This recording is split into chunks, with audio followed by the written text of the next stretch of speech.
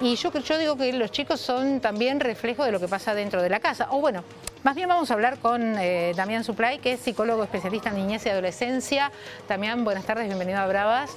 Y queríamos consultarte por este fenómeno que es tan feo y que va en crecimiento. Se está hablando del 75% de los alumnos que dicen que hay bullying en las escuelas, algunos de manera esporádica y otros de manera más continua, que son los menos, pero que de todas maneras son cifras realmente alarmantes, porque estamos creando una sociedad de gente que discrimina, de gente que agrede, de gente que margina.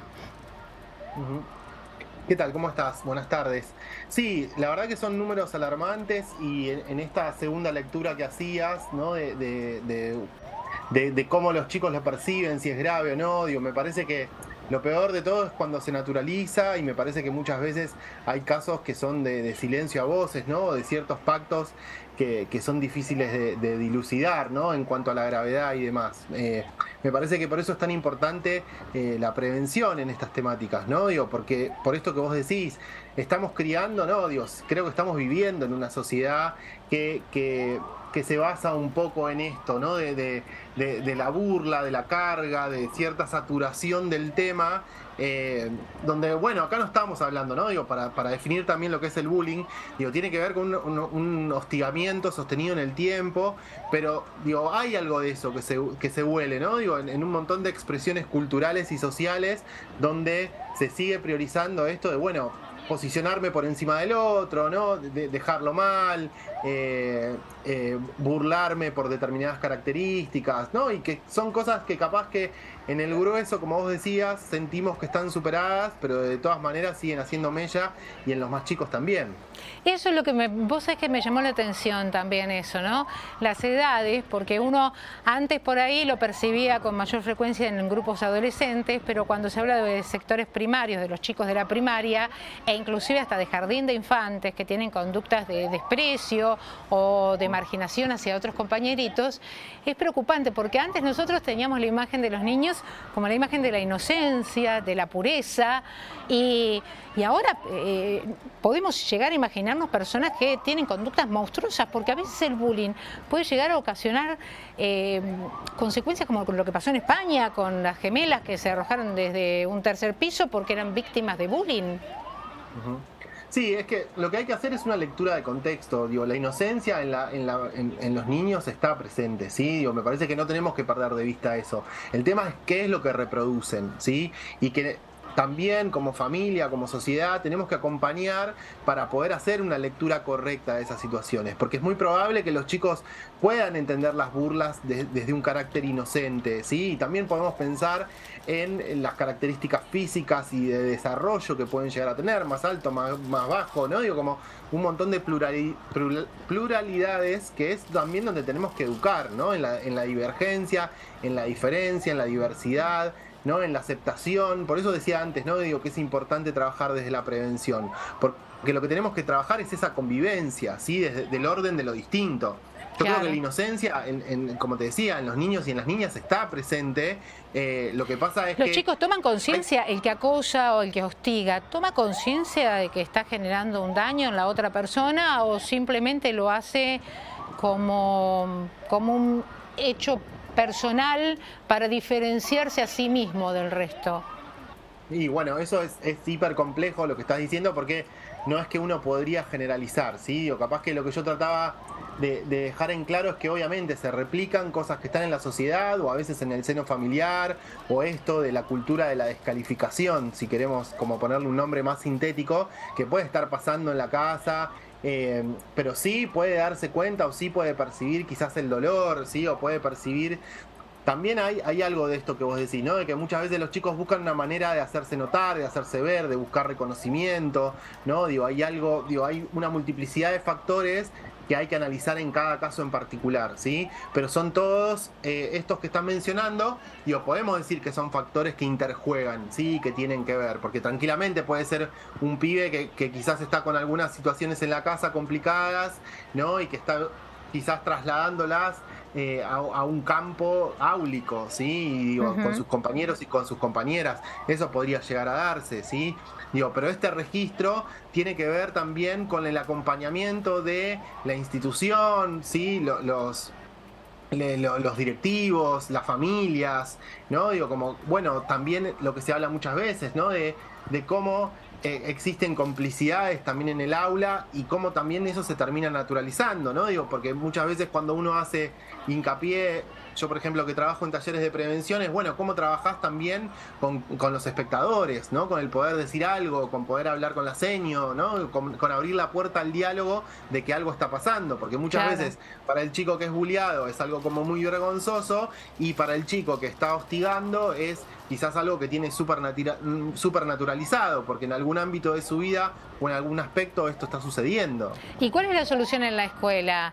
La sanción, el castigo, la suspensión del alumno, el llamar a los papás y llamarles la atención. ¿Cómo debe actuar la escuela frente a este fenómeno dentro del establecimiento educativo, ¿no? Porque después, bueno, se dan otras situaciones que se dan fuera. Sí, a ver, digo, si pensamos en lo punitivo o pensamos en esto del castigo, yo creo que es medio tardío, lamentablemente, ¿no? Digo, porque me parece que las instancias para llamar a la reflexión deberían darse anteriormente, ¿no? Y deberíamos involucrarnos todos como sociedad para ver cómo tratar este tema. Por esto que te decía, digo, cómo desarrollamos la vida y el sentido de la convivencia, en el entendernos diferentes todos, ¿no? Y acá lo que me parece que es importante es trabajar y darle un espacio áulico a la convivencia, ¿no? Digo, capaz que en esto, en el desarrollo de talleres, en poder hablar, ¿no? Digo, tener espacios grupales, que por suerte hay muchos coles que capaz que lo están tomando, pero digo, me parece que está bueno hablar de también lo que nos pasa como grupo, de que puede ser que alguien no nos caiga bien, ¿no? Digo, me parece que hay en las relaciones humanas preferencias, ámbitos, en la niñez muchísimas veces como gustos compartidos, hay un montón de cuestiones que nos vinculan. El tema es cómo trabajar sobre eso y no llegar tardíamente, ¿no? Y no llegar quizás desde el castigo o desde una mirada que también termine como poniendo en foco o al chico bulliado o al hostigador o a la hostigadora, ¿no? Entonces me parece que lo que tenemos que ver es, bueno, cómo generamos una cultura del diálogo, de la diferencia y cómo también involucramos a las familias, ¿no? Digo, porque también es lo que te iba a decir, el valor sí, de la palabra dentro de casa. Pues yo escuchaba, por ejemplo, a mi hermana que uno de los nenes le dijo al otro tonto. Y mi hermana dice, no, ¿cómo le vas a decir eso a tu hermano? No, esa palabra acá está erradicada absolutamente. Acá no hay personas tontas o no tontas. Acá hay personas.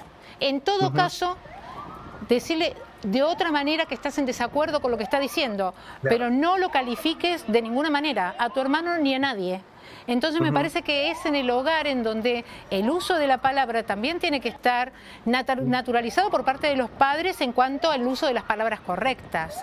Y también la corrección, ¿no?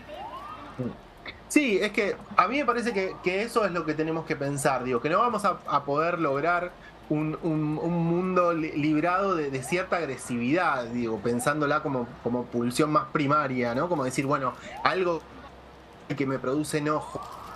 Digo, sino de ver cómo lo acomodo y cómo lo acompaño, ¿sí? Digo, porque lo que estamos viendo muchas veces es esto, digo, como actos violentos, ¿no? O nos quedamos en ese contenido de lo que puede pasar en un chico en la interacción, pero tenemos que ver cómo funciona esto, ¿sí? Y cómo lo vemos, no sé, en los ámbitos de la vida, en ir por la calle y escuchar como dos personas pelean de auto a auto, en las canchas de fútbol, digo, no sé, en un montón de ámbitos donde está la violencia presente y donde está esto, la descalificación constante todo el tiempo, ¿sí? Digo, porque también trabajando con chicos y con adolescentes y trabajando en esto de la promoción de la salud, es lo que más veo, ¿no? Digo, como que lo ponemos en el foco de los chicos y los ponemos en los adolescentes, pero bueno, ¿no? Digo, como que nos corremos, nos lavamos las manos y no determinamos cuán enraizada está la violencia en nuestra sociedad, y esto creo que es también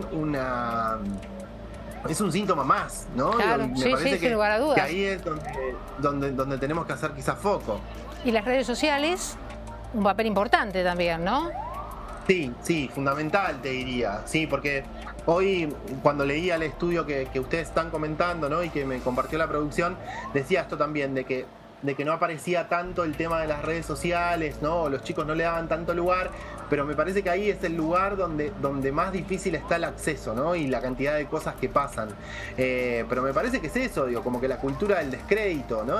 Bueno, alguien dice algo y es, perdón la expresión, ¿no? Un gil por lo que dijo, y no es cómo debato con fundamento, digo, pero bueno, lo digo y me aparece el campo de la política, me aparecen un montón de campos en el que estamos inmersos, ¿no? Digo, pero me parece que también ahí es mucho más difícil y es más complejo el tema por la regulación, ¿sí? Por ámbitos también que están como muy relacionados a la intimidad de los pibes Sí. y las pibas. Y después, bueno, nos podemos poner a hablar de... Y también porque estamos hablando de libertad. Y todo lo que signifique cercenar la libertad siempre es un punto sensible. Sí. En tanto Sí. y en cuanto no comprendamos que la libertad tiene como límite siempre el daño o el derecho que tiene la otra persona o el daño que le podemos ocasionar a otra persona. Entonces, en tanto y en cuanto no entendamos esos límites que están marcados por la propia libertad que tenemos de acción y de decir, ¿no?